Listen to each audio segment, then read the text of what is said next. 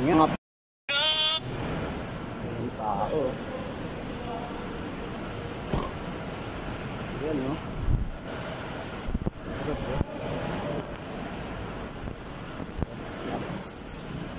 Ayan, pagpasok nyo dito.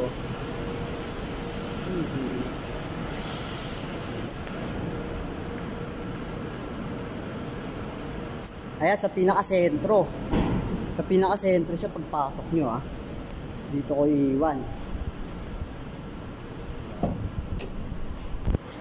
Ayan, nakikita nyo ba yan? Ayan, dyan ko iiwan.